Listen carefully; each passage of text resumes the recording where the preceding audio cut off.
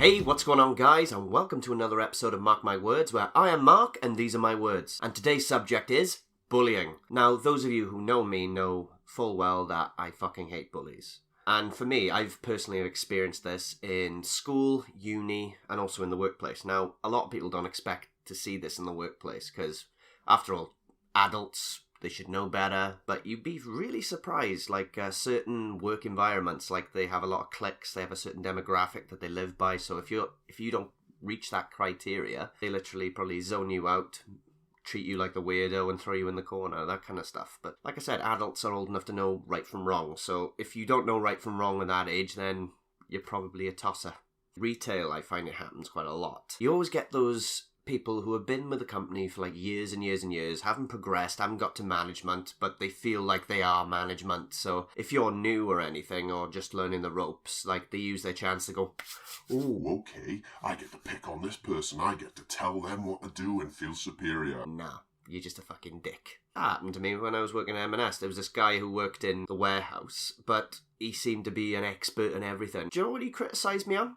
It was how I stacked things onto these set of wheels, because we had these baskets and we were stacking them on top of each other. Apparently I put the dietary stuff with the other stuff, even though it's at the same aisle. And all I said to him was, I wasn't told, otherwise I'd do it. Didn't look me in the eye. He just, okay, do you need a hand with that? No, I'm alright, I'll just sort this out. It never bothered me again. But with these people, you gotta kind of stand up for yourself on that one, because know their rank, know what they're allowed to do. Like, don't get me wrong, if you're new, it's good to have like advice from people who have experience, because it helps you. But not when someone tries to put superiority over you and just be a dick. It doesn't do your experience any good, and you don't need that kind of stuff in the workplace. You're there to earn money. You need a rapport with people in order to make the shift go quicker, and etc. People like that just need to be locked in the freezer and never to be seen again.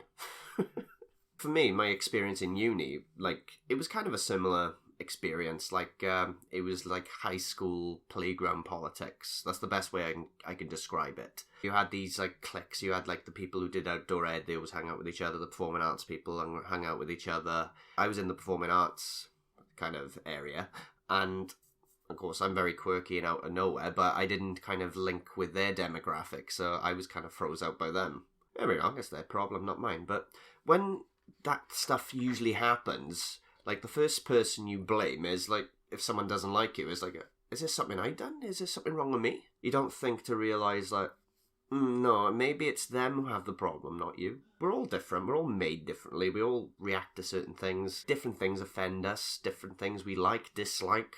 It's just part of being human. This situation made me feel very isolated, and I was left with my own thoughts quite a lot. And of course, when that happens, is the first thoughts that drop into your head. I know I've mentioned this before, but negativity always creeps in when you're on your own. You got no one else to turn to or distract. This led to me having depression, because I just felt on edge on one of the years. I think it was like my second year. Literally had a breakdown. I broke down in tears, everything, and that's when I started being on medication. So if you've ever been on like antidepressants or anything like that, they affect people very differently, because you need to keep taking them for months in order for them to work. You don't feel like they're working, and then all of a sudden, like, you feel like you're in this kind of bubble in your head and you're in your own little world. So that was a bit weird for me. One aspect of bullying that really, really fucking annoys me is cyberbullying. I couldn't think of anything more callous, more malicious, and more cowardice than that one.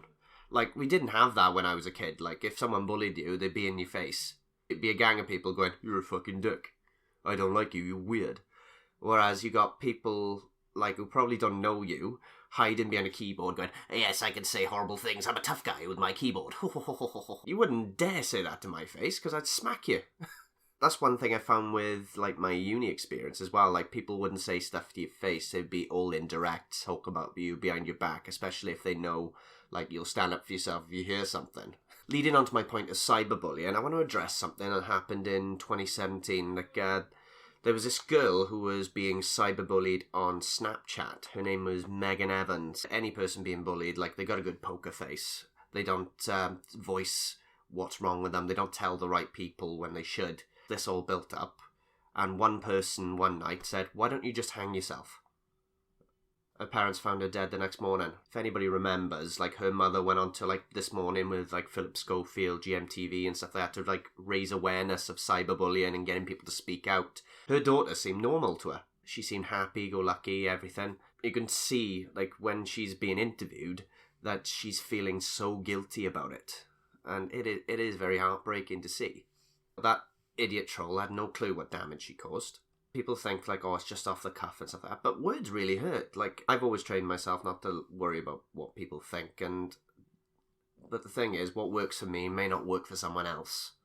Someone calls me an idiot, I go, don't worry about him, he's a dick. But some people, especially if it's a really personal, vile remark, it stays with you.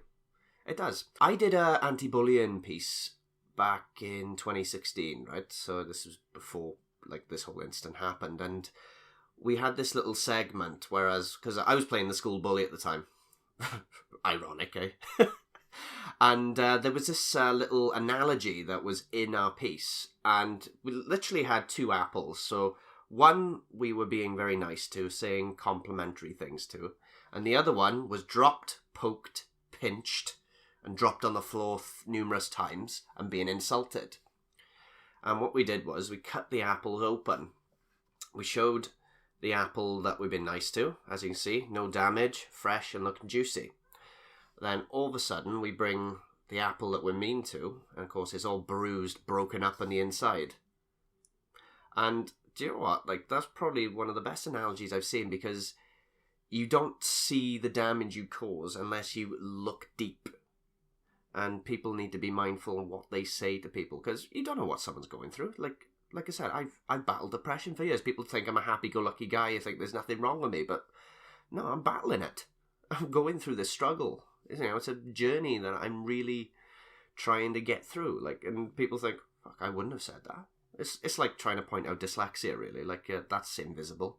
This is the one thing with physical bullying and stuff. Like, I've seen other videos. Like, there was one in Australia, right? And there was this kid, he was considered overweight, and he was a bit of an outcast. And there's a video that went viral.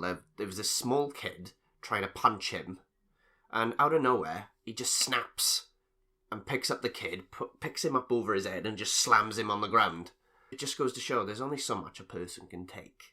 I've been brought up not to be a doormat. So, like, my parents went, no, someone hits you, you hit them back. That's the way I've been brought up. Obviously, I don't condone violence or anything, but I always condone people have the right to defend themselves. So, if you're in a situation where someone's hitting you, hit them back. But do it in a defensive way. Like, this is why I took up self-defense. Like, you know, have your hands up there. If they want to hit you, you do it. But whatever happens then, at least then you don't look like the bad guy. Whereas with the verbal stuff, now I've got a bit of a story for you. Someone graffitied on my Welsh book in year 8. Literally, they put down, I love a certain gay boy in the class.